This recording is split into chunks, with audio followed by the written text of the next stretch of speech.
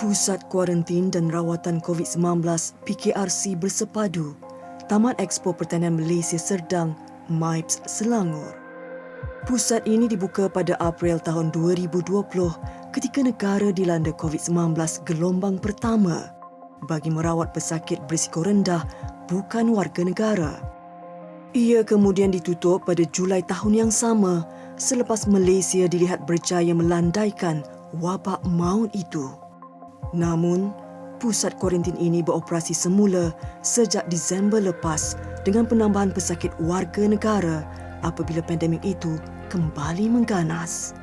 Seminggu sebelum sambutan Hari Raya Aidilfitri tahun 2021, Majalah 3 telah diberi peluang membuat liputan eksklusif di sini. Susulan ramai rakyat Malaysia mula ambil enteng kenaikan kes COVID-19 secara mengejut.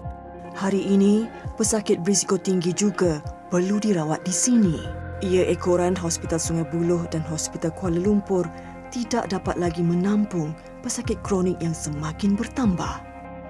Jam menunjuk 10 malam 6 hari bulan Mei ketika umat Islam sedang sibuk menyambut Ramadan. Di PKRC MIPS sedang bertarung dengan kemasukan pesakit COVID-19 secara mendadak. Dan di Kemah Maria, kami diberitahu sekarang ini sedang ada pesakit kritikal yang perlu dibawa ke Hospital Sungai Buloh.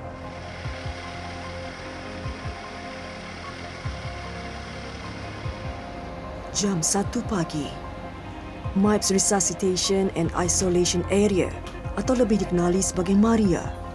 Ward kecemasan sementara yang mempunyai 4 katil ini kini penuh dengan pesakit kritikal dengan kebanyakan bergejala radang paru-paru dan memerlukan oksigen, terutama mereka yang telah berusia. Disebabkan tidak mempunyai kapasiti katil yang mencukupi, ada pesakit terpaksa duduk di kerusi menerima rawatan. Ini adalah suasana Kemah Maria yang saya sebut tadi. Ia adalah untuk pesakit kategori 4 yang semakin serius. Mereka akan distabilkan di sini dan akan dibawa ke Hospital Sungai Buloh untuk menerima rawatan selanjutnya. Sebab di sini tidak mempunyai kemudahan yang cukup untuk menampung dan merawat pesakit kategori 4.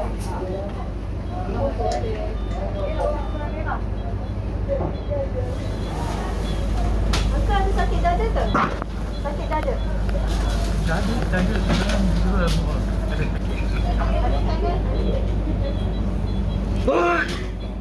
Para petugas kelihatan tidak menang tangan memberi bantuan perubatan.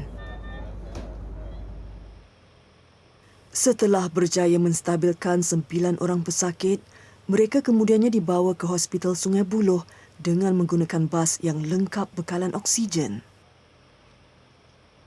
Ini bagi membolehkan mereka mendapatkan rawatan susulan. Namun, di luar Kemah Maria, masih ramai lagi pesakit yang menunggu.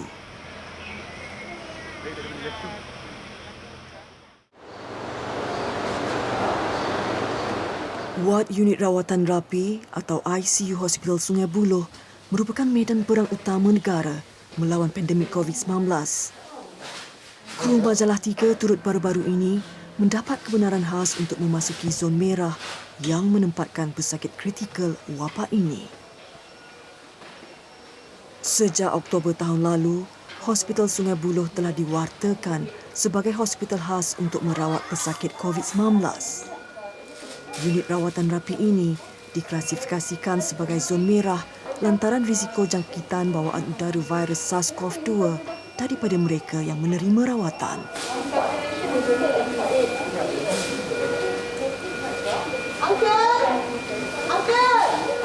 Seperti petugas lain yang bekerja berhadapan dengan pesakit COVID-19, petugas kesihatan ward ICU juga wajib menggunakan peralatan perlindungan peribadi atau PPE. Walaupun kurang selesa, mereka harus akur bagi melindungi diri daripada terkena jangkitan wabak ini. 24 jam sehari, 365 hari setahun. Itu waktu bekerja petugas kesihatan di unit rawatan rapi Hospital Sungai Buloh ini sejak lebih setahun lalu lantaran pandemik COVID-19. Kalau anda dapat lihat, katil-katil di sini hampir dipenuhi. Ini kerana kes COVID-19 semakin meningkat naik sejak akhir-akhir ini. Saya yang baru sejam dalam pakaian pelindungan ini boleh rasa letih, lesu serta berpeluh. Saya tidak dapat bayangkan bagaimana petugas-petugas kesihatan di sini dapat istiqamah dalam menjalankan tanggungjawab yang diamanahkan kepada mereka. Petugas kesihatan ward ICU ini dibahagikan kepada 3 shift. Shift pertama dari jam 7 pagi hingga 2 petang. Shift kedua bermula jam 2 petang sehingga 9 malam. Manakala shift malam dari jam 9 sehingga jam 7 pagi keesokannya. Pembahagian shift ini penting bagi membantu mengoptimumkan pengurusan serta penjagaan pesakit yang memerlukan rawatan rapi di keadaan mereka yang kritikal. Hospital Sungai Buloh telah menyediakan seramai 2,500 petugas kesihatan untuk bekerja untuk merawat pesakit COVID-19. Untuk khas untuk ward ICU, kita ada 80 petugas kesihatan, iaitu termasuk doktor dan pakar anestesia. Dr. Eng Kar Seng, seorang pakar rawatan rapi dan anestesiologis Kementerian Kesihatan Malaysia. Berusia 39 tahun, dia asalnya bertugas di Hospital Kuala Lumpur sebelum dipinjamkan ke hospital ini sejak lebih setahun lalu untuk membantu warga kerja ward ICU merawat pesakit COVID-19. Sebagai seorang doktor pakar, menjadi rutin harian Dr. Eng untuk memeriksa tanda vital setiap pesakit bagi memantau keadaan mereka.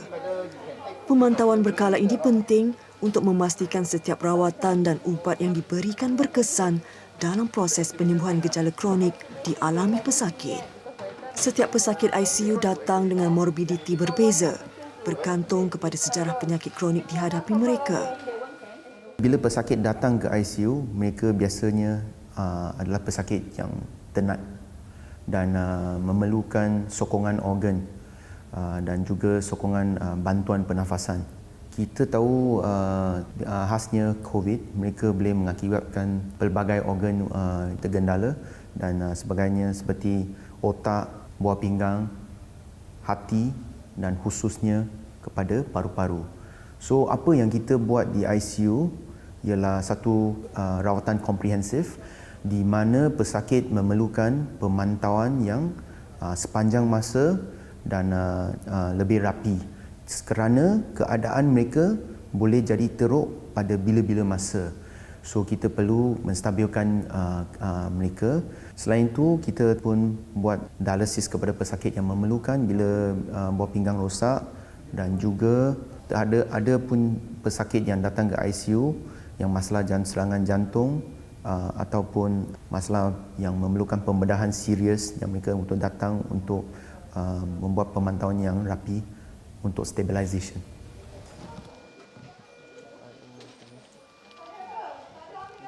Kesemua pesakit COVID-19 yang ditempatkan di ward ICU memerlukan penggunaan alat bantuan pernafasan. Ini kerana radang paru-paru antara simptom yang dialami pesakit kritikal di sini. Ia merosakkan sel dan tisu yang menghuni kantung udara paru-paru pesakit. Penggunaan mesin ultrabunyi dengan teknologi terkini membantu Dr. Eng mengenal pasti keadaan sebenar organ dalaman pesakit. Maklumat yang diterima kemudiannya dikongsikan kepada jururawat untuk direkodkan. Ini bagi memudahkan pekerja kesihatan di ICU memilih proses rawatan seterusnya yang setimpal dengan keadaan pesakit. Kerangka kerja ini sebuah wadah proaktif yang berubah seiring dengan penambahan ilmu petugas ICU mengenai wabak COVID-19 sejak setahun lalu. Masa Mac 2020, kita tidak tahu banyak tentang COVID. Ini seluruh dunia pun tidak tahu banyak tentang COVID, virus yang baru SARS-CoV. So, kita menghabiskan masa yang sangat panjang untuk merawati satu pesakit.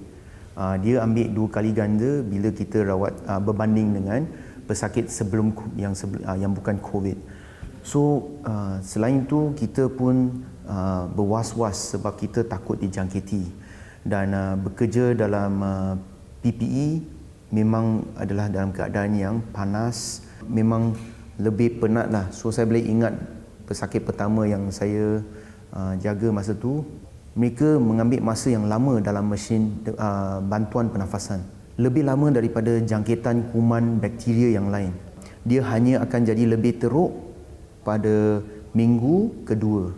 Biasa jangkitan kuman paru-paru kita ambil 2-3 hari boleh baik kalau respon kepada antibiotik. Yang kalau penyakit ni mungkin ambil lebih masa 5 hari, 7 hari sampai 2 minggu.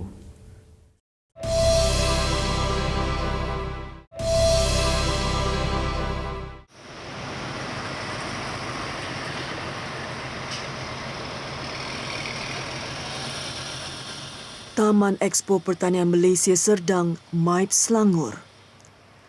Ketika rakyat Malaysia lena dibuai mimpi, Pusat Kuarantin dan Rawatan COVID-19 PKRC Bersepadu 2.0 menerima kemasukan ratusan pesakit COVID-19.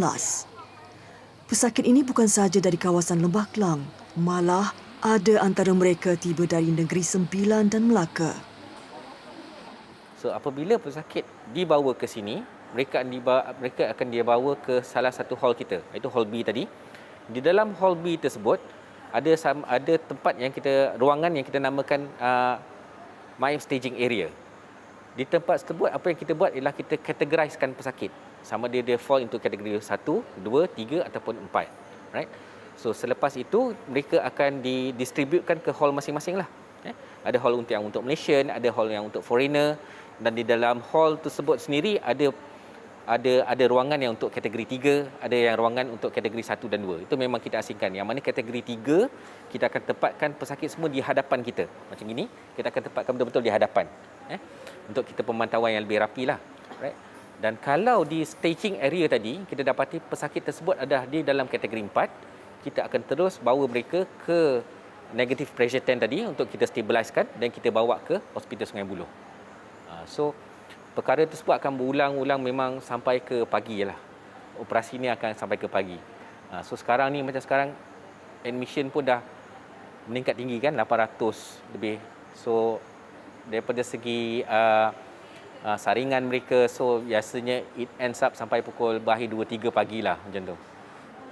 Para petugas perubatan di sini akan memantau dan memberi rawatan kepada pesakit mengikut tahap gejala dihidapi. Kategori 1 tidak bergejala. Kedua, bergejala sedikit seperti batuk dan demam. Ketiga, radang paru-paru. Keempat, radang paru-paru dan memerlukan bantuan pernafasan. Kelima, berada dalam keadaan nazak yang memerlukan mereka berada di wad ICU.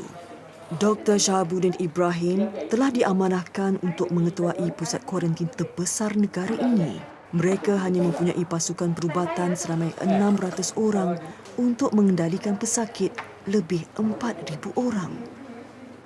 So macam sekarang on average around 600 to 800, 600 hingga 800 pesakit yang akan masuk sehari.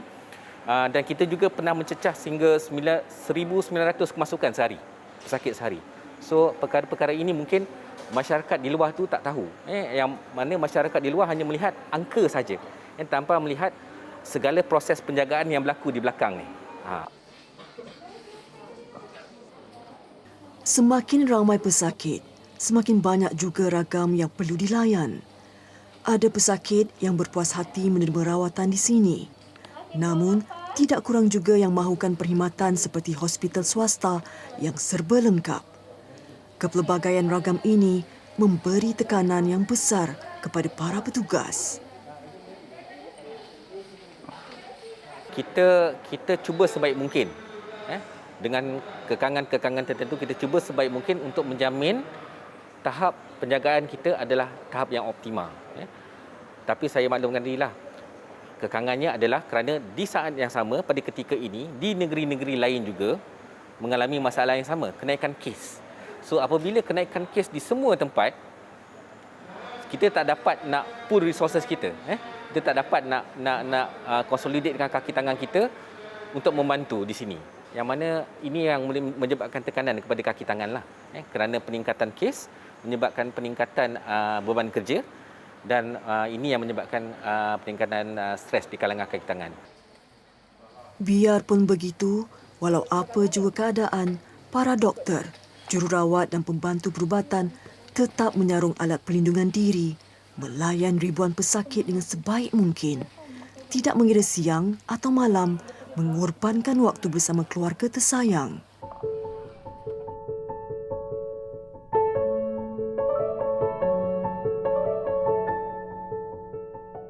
Jururawat ICU Hospital Sungai Buloh punya amanah besar dalam perang negara melawan COVID-19.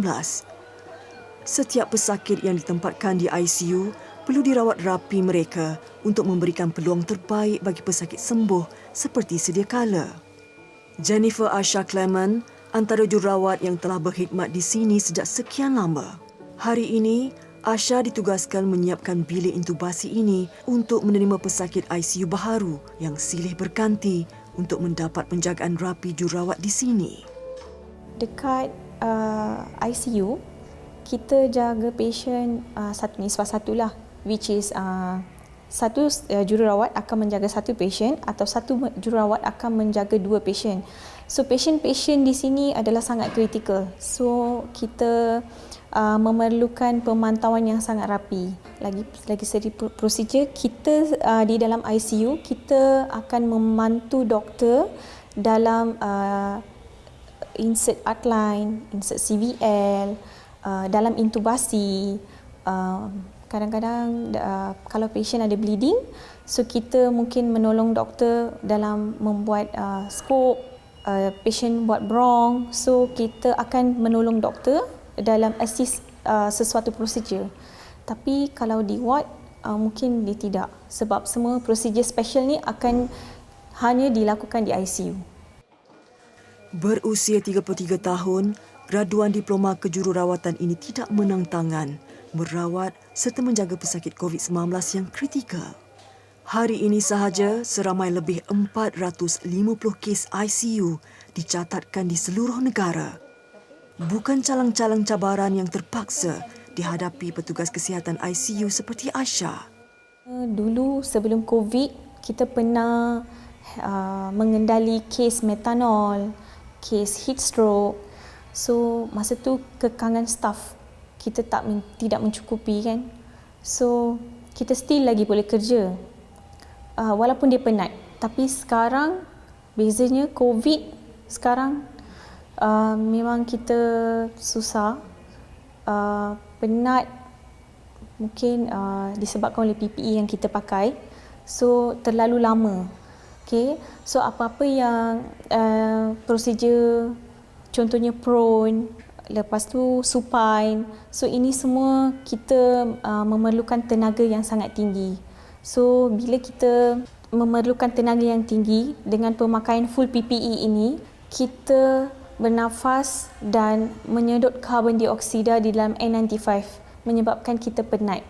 Dia punya perbezaan menjaga pasien COVID ni amat mencabar berbanding daripada pasien ICU sebelum.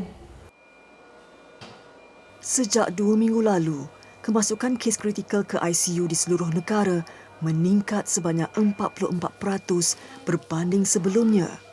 Sebanyak 22 hospital COVID-19 mencatatkan kadar penggunaan katil ICU melebihi 70%. Malah, ada juga yang sudah mencapai kapasiti 90%. Majoriti kes kritikal ini memerlukan penggunaan ventilator bagi membantu pernafasan pesakit. Proses intubasi dilakukan sebelum seseorang pesakit boleh disambung ke ventilator.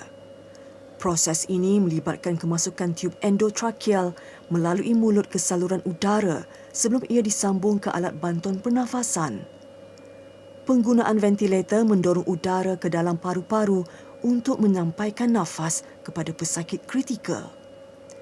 Proses ini lazimnya terkait rapat dengan golongan pesakit yang berada di tahap keempat dan kelima jangkitan COVID-19. Golongan keempat ialah di mana pesakit COVID ada jangkitan paru-paru, ada radang paru-paru yang kita boleh tengok dari X-ray ataupun CT scan, dan mereka telah memerlukan oksigen. Dan bila oksigen, mereka memerlukan sokongan oksigen yang lebih tinggi ataupun mereka memerlukan bantuan pernafasan ataupun ada kegangguan organ yang lain, mereka akan pergi ke jadi golongan kelima dan memerlukan rawatan rapi di ICU. So itulah perbezaan dua tahap ini. 1 jam perjalanan dari Sungai Buloh. Hujan lebat melanda PKRC MIPS, tetapi ia bukan penghalang untuk para petugas kesihatan terus menggalas amanah dengan bantuan belasan agensi kerajaan dalam menerima pesakit COVID-19 ke pusat ini.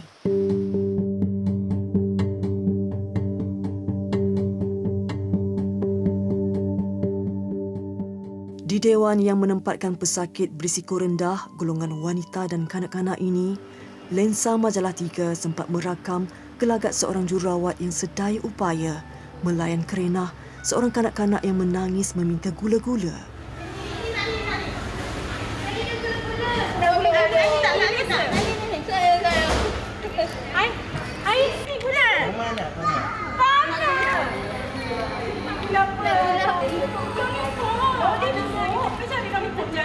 Sebab hall D1 menerima pesakit kanak-kanak seusia paling muda setahun sehingga ke 11 tahun lah.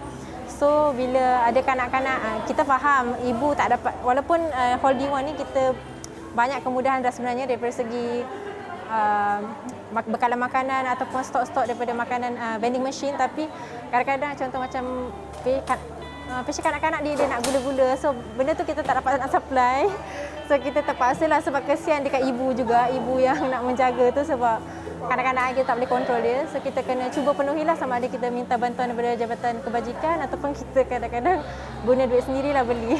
Siti Aisyah Muhammad antara jururawat yang secara sukarela berkhidmat di sini. Melalui pengalamannya, kebanyakan kanak-kanak yang positif wabak yang boleh mendatangkan maut ini tidak mempunyai gejala dan tetap cegas. Tetapi yang menyedihkan adalah apabila ada antara mereka kehilangan ahli keluarga tersayang dan tidak dapat berjumpa buat kali terakhir. Dekat sini saya rasa paling sedih bila kita ada pesakit mengadu, adiknya berada di hall lain mengadu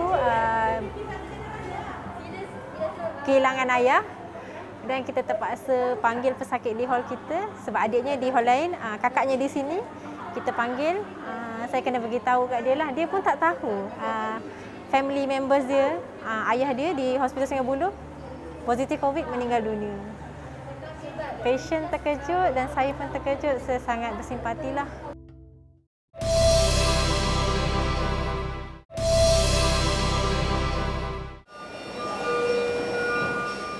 Unit rawatan rapi atau ICU Hospital Sungai Buloh menempatkan pesakit kritikal tahap 4 dan 5 wabak COVID-19.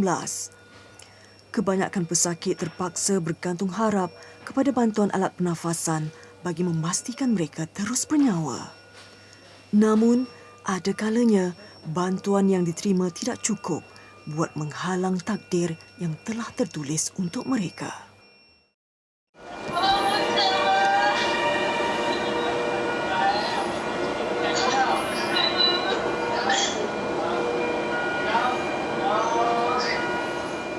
Bila ajal sudah memanggil pesakit COVID-19, panggilan video menjadi wadah akhir insan tersayang, melempiaskan ucapan selamat tinggal.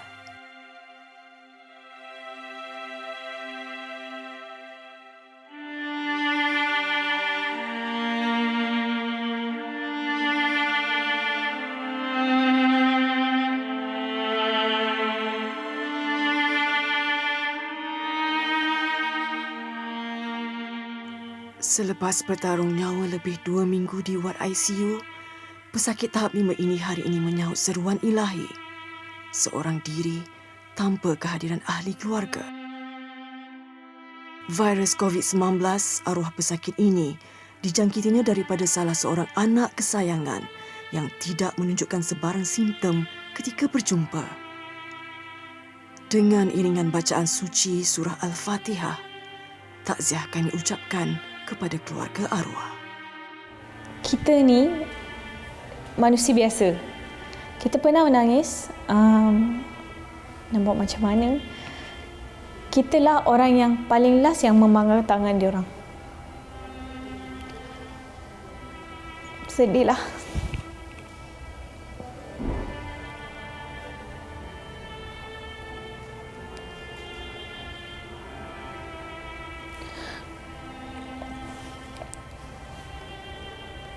Kita tidak fikir bangsa, agama. Bila pesakit tu meninggal, kita lah orang paling yang memegang dia. Kawan-kawan yang Melayu akan mengucap.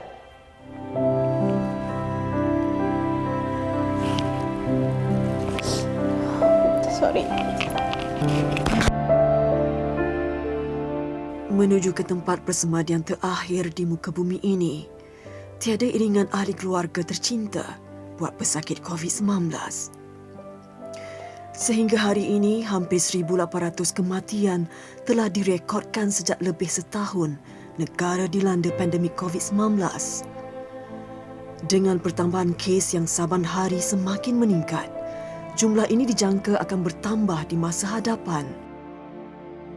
Menjadi tanggungjawab segenap lapisan masyarakat kini untuk menghentikan penularan wabak COVID-19 kerana nyawa menjadi pertaruhan dalam perang ini.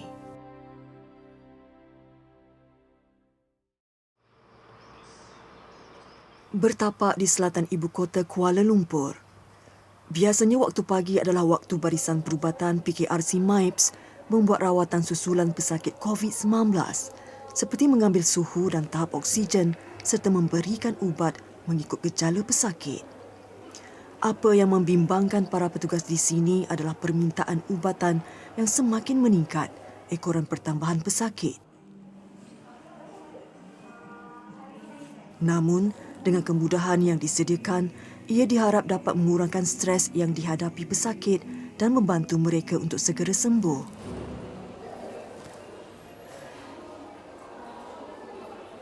Antara penghuni yang tertekan dengan pandemik ini adalah Suhaili Yahya. Dia antara ibu yang negatif wabak itu tetapi perlu berada di sini menemani anak kecilnya yang positif. Mula-mula tahu macam mana dapat tahu positif tu, saya pun agak macam down sikit lah kan. Tapi nak buat macam mana, ini penyakit ni semakin menular. Jadi kita pun tak tahu dari mana. Jadi kita terima je lah dengan reda. Kena kuatkan semangat. Siapa yang ada kat sini semuanya kuat semangat saya rasa. Terutama sekali yang ada ibu anak kecil ni. Kalau tak kuat saya rasa mungkin susah lah mungkin. Dia punya tak stabil lah. Dia punya minda tu macam-macam fikir kan. Boleh kadang-kadang stres jugalah kan. Tapi apa pun terima. Ini ujian yang ada Allah bagi kat kita lah. Nur Mahanom Ahmad Subaili pula positif anak beranak. Suaminya kini sedang dirawat di Hospital Sungai Buloh. Biarpun tidak mengetahui punca sebenar jangkitan mereka, berada di pusat kuarantin ini sedikit sebanyak memberikan kesedaran tentang keperluan lebih berjaga-jaga di masa akan datang. Bila kita dah berada di sini, satu kesedaran pada saya, kekallah berada di rumah kalau tak ada apa-apa. Untuk ibu-ibu yang ada anak, ibu ayah, saya tahu musim nak raya, kita pergi mall, kita pergi ni. Tapi kalau saya lah, bila dah berada di sini, saya cakap pakailah apa yang ada. Tak perlulah nak pergi mall, nak cari-cari barang ke apa ke. Online pun banyak kan sekarang. Saya macam bila kita dah kena dan baru kita tahu, itu je saya nak cakap. Pusat kuarantin ini kini mempunyai lebih 1,400 pesakit wanita, lebih 1,500 lelaki dan lebih 200 orang kanak-kanak.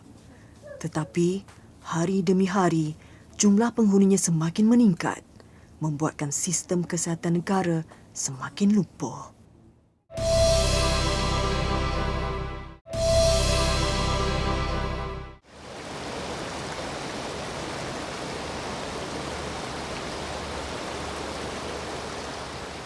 Bagi petugas kesihatan ICU seperti Aisyah, menjadi barisan hadapan dalam perang terhadap COVID-19, ruang untuk mereka berbakti kepada negara. Biarpun sistem kesihatan hampir lumpuh kerana peningkatan kes positif mendadak, jururawat ICU Hospital Sungai Buloh akan terus menggembling tenaga, merawat serta menjaga pesakit kritikal yang bersilih ganti hadirnya. Ia janji dan sumpah yang telah diangkat jururawat ini ketika memulakan kerjaya mereka bersama Kementerian Kesihatan Malaysia. Tiada apa yang mampu menggugat iltizam barisan hadapan ini dalam memberikan khidmat terbaik.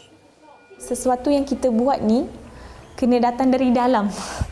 Tak boleh kerja robot lah. Orang cakap orang suruh buat. So kita tak tahu kenapa kita buat sesuatu tu.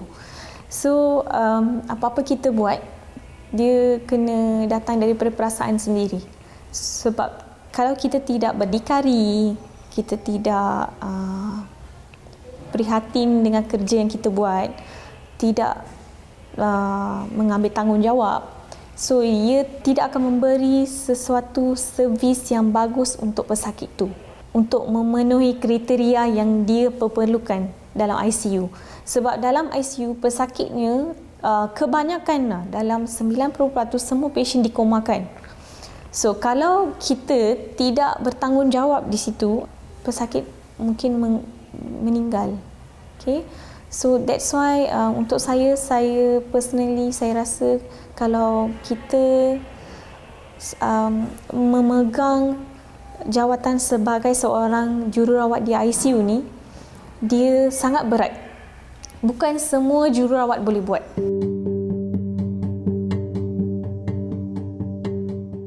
PKRC MIPS Serdang Selangor. Di kemah MIPS Resuscitation and Isolation Area, Maria, suasana tenang seketika selepas subuh sebelum tengah hari menjelang tiba. Pada kesempatan ini, kru Majalah 3 mendekati seorang pakar perubatan kecemasan yang bertugas di Maria bagi mendengar keluhannya. Dr. Ong Shue Fen kelihatan begitu penat dengan kekurangan rehat. Tetapi seperti petugas kesihatan lain, dia tetap menyarung alat perlindungan diri, pakaian rasminya untuk merawat pesakit di sini. Biasa time Maria sibuk itu ialah selepas tengah hari. Kenapa begitu? Sebab MSA, staging area kita berbuka masa itu. So kita akan ada pesakit yang tak stabil daripada MSA. Selain daripada itu, kita terima juga pesakit-pesakit daripada hall. So pesakit daripada hall yang tidak stabil akan hantar ke Maria. So kebanyakan doktor-doktor start buat round di pagi. So kita akan start pick up pesakit yang tidak stabil atau memerlukan oksigen dalam tengah hari. So biasa Maria start sibuk dalam tengah hari sampai tengah malam. Kadang-kadang boleh perasan juga petugas-petugas kita memang letih, shift yang panjang. Tetapi demi kebaikan pesakit, so kita bekerja sama-sama juga. Dr. Ong dan para barisan hadapan di sini merayu agar rakyat Malaysia bersama-sama sekali lagi memerangi virus yang buat masa ini masih mengganas di seantero dunia.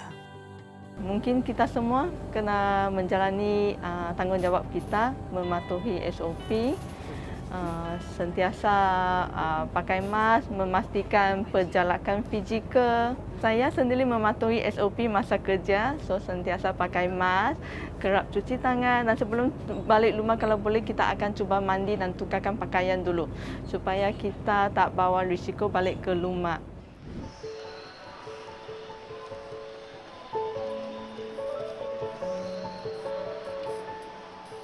Sejak beroperasi, setakat ini rekod pesakit yang kembali sembuh di pusat kuarantin ini mencecah hampir 80,000 orang. Manakala jumlah katil tersedia adalah hampir 6,000 buah.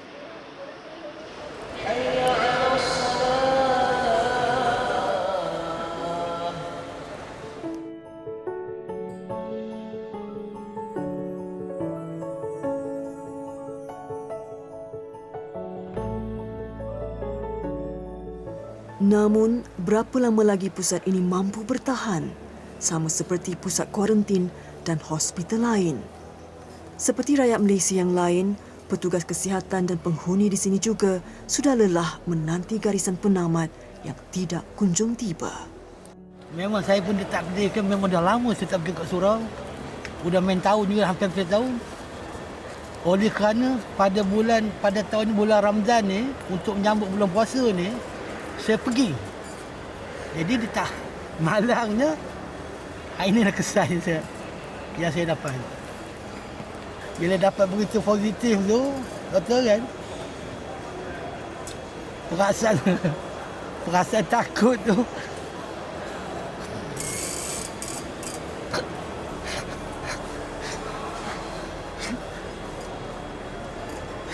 Simbang. Mereka-reka. Itu.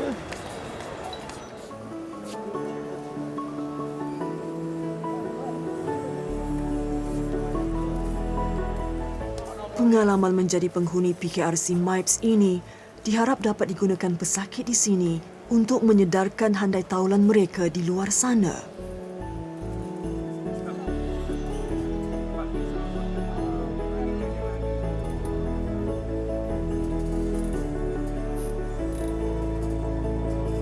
Abang ipar saya, dia positif, orang dalam family 8 orang positif.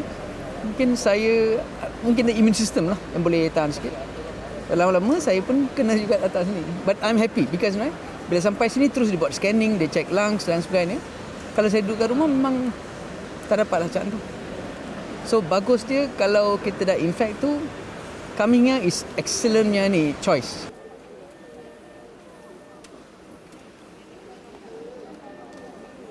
Untuk rasa sini doktor jururawat macam mana? Okey, sini punya doktor semua okey juga, baik juga. Duduk kat sini semua okey. Baik-baik juga. Jaga kita orang baik-baik.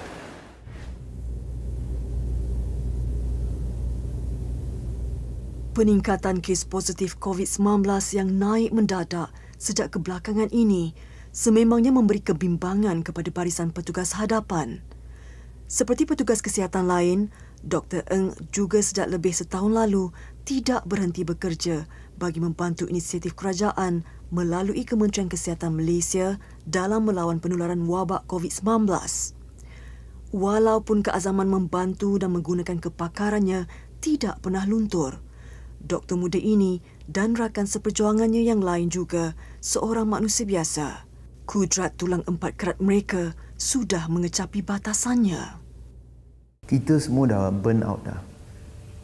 Daripada semua doktor di ICU dah burn out.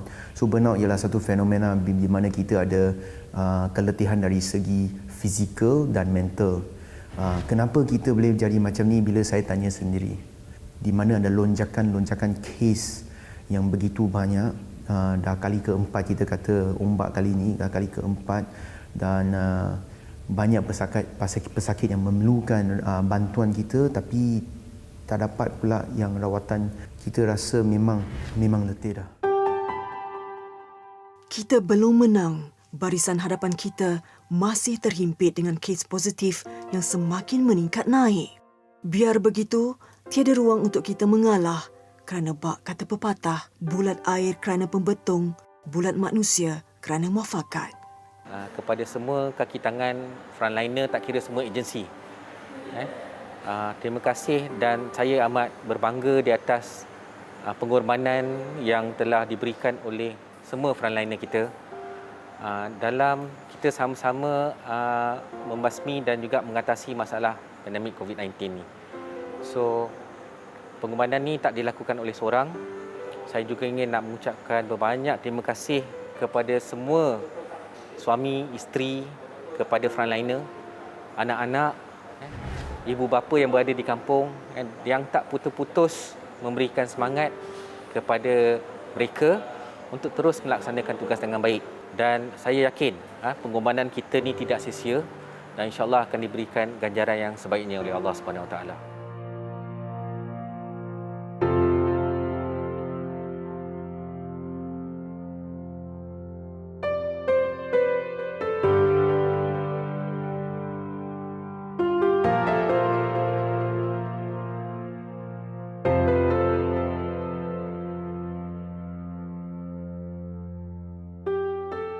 Wahai rakyat Malaysia, sedanglah peningkatan kes COVID-19 ini adalah benar.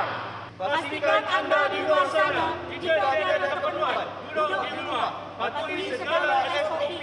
Bangunlah rakyat Malaysia, bersama-sama kami memerangi COVID-19.